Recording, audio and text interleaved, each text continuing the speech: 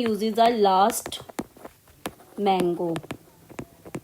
So L for listeria and leptospira, A for actinomyces, S for syphilis, T for tetanus, penicillin G and metronidazole. Penicillin G is the first choice, then metronidazole for tetanus and meningococcus, anthrax and gonococcus. Now first line ceftriaxone. For go, leptospira and syphilis, when they are killed, they release chemical leading to Jarisch-Hersheimer's reaction. There is aggravation of symptoms in syphilis. Syphilis is of 4 types: primary, secondary, latent and tertiary. Latent is again early and late. In primary, secondary, late and early, 2.4 milli international unit or IM benzathine penicillin once is sufficient, but for latent and tertiary we need 3 injection weekly of benzathine penicillin. For neurosyphilis we give penicillin G IV aqueous, because the penicillin, benzathine penicillin do not cross blood-brain barrier. Meningococcus, for meningococcus treatment, empirically Tucca work is giving ceftriaxone because it is active against meningococcus and H influenza. Till the time we don't know in the lab that meningococcus is the cause of meningitis, we give empirically ceftriaxone, but when we definitely get the cause as meningococcus, we give penicillin G. For prophylaxis, we can use 3 drugs like rifampicin, ceftriaxone and ciprofloxacin. But rifampicin resistance is there, so ceftriaxone and ciprofloxacin are the 2 choices. But ceftriaxone is injectable form. But ciprofloxacin is used, being less effective, we use it, but in children and pregnancy it is contraindicated. For mass prophylaxis we have to give ceftriaxone in children and pregnancy if the contact is having meningococcus. For urethritis, gonococcal urethritis, treatment is ceftriaxone. For non-gonococcal it is azithro, but GU and GU both can be given azithro only for the treatment. So gonococcal GC, other is chlamydia. So it comes in the kit 1. In the kit 1 we are giving cefixime and azithro 1 gram stat, cefixime 400 mg stat. Cephalosporin, second group comes of beta lactam is cephalosporin. They have first generation, second generation, third generation, fourth generation and now fifth generation cephalosporin.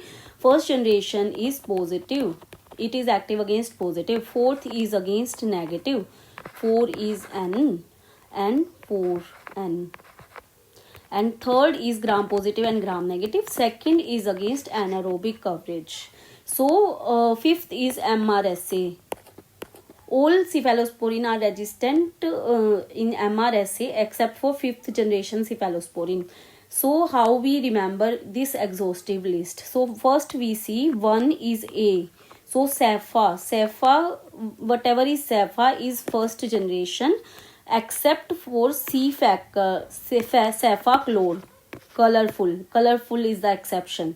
So then we see if pi is coming in the name. So pi, cefipime, cefipirome is 4th generation against gram negative. Then ceftarolin is of 5th generation. Ceftarolin, ceftabirol, 5th generation. Then we comes to 3rd generation, Me1 or 10. So cefixime, cefazidim, ziddi. Ceftriaxone, cefopodoxime, ceftriaxone, cefaperazone and ceftibutane. Moxabactam is also there, moxabacter. And for Me1 and 10 exception is cefuroxime. Cefuroxime belongs to 2nd generation. So there are bile secretion. All of these penicillin are metabolized by kidney except for these. These are 1 ceftriaxone and cefaperazone. 1 ceftriaxone and cefaperazone. So bile, they are secreted in bile, and then they will not need dose modification in the renal disease. So we say safe in the renal disease. The antibiotic safe in renal disease, those don't need dose reduction, dose modification in renal disease are ceftriaxone, cefoperazone, T for tizicycline, R for rifampicin, E for erythromycin, M for neficillin, A for ampicillin, L for lincosamide group containing clindamycin, and D for doxycycline. And other are disulfiram like reaction. Disulfiram like reaction is there in cefoperazone, cefotetan, and cefomendol and moxabactam. So a man with dole take 10 ferras and he will get disulfiram like reaction, or there will be increased PT leading to bleeding risk and warfarin toxicity. It will be so VWEPT. So extrinsic pathway is hampered and there will be prolonged PT leading to bleeding problems. And Pseudomonas. Active against Pseudomonas are cefepime, pyrome, cefoperazone, and ziddi. Septaziddi means ziddi. Pseudomonas is ziddi and septaziddi is also active against Pseudomonas. All other contain P. And in all these four, cefoperazone was the common one. Then comes carbapenem. Third group is carbapenem. Carbapenem contain imipenem. Imipenem is active against gram-positive, gram-negative, and anaerobe. But in vivo, it is degraded by dehydropeptidases. So if we add celestin, which inhibit dehydropeptidase, then only it is active.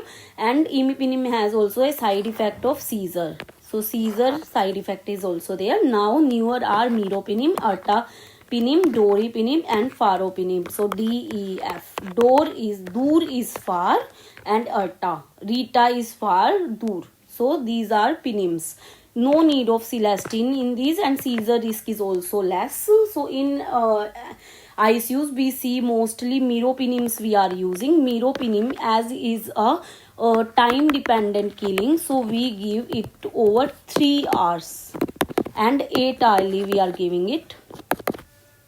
So extended spectrum, like we talked about condom antibiotics, which are extended spectrum beta lactamases, which are extended spectrum penicillin.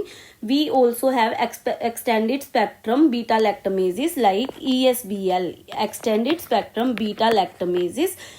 In those we can give carbapenems only, no other drug will be effective, like meropenems in ESBL. So ESBL is mainly Klebsiella or E. coli. Then carbapenems, against carbapenem also resistance has been developed about 10-15 years back in New Delhi. So this is New Delhi metalloproteinases. These have mutation of NDM genes, and these contain resistance to carbapenem also. So now we have developed colistin also. During those 10 years we are using colistin against these drugs. These are polymyxin B. Colistin is also called polymyxin B. So these are antibiotic. First, like when we give antibiotic, bacteria develop beta lactamases. Then we have to give either condom drugs or beta lactam inhibitor like sulbactam, tazobactam, avibactam, sulbactam, and CST, clavulanic acid. Then they develop PBP2A. Binding protein is changed, so we develop MRSA. So if MRSA is there, we give vancomycin. They develop Visa or VRSA. If VRSA is there, then we use daptomycin, teicoplanin. And then what happen is there is meropenem sensitive ESBL also.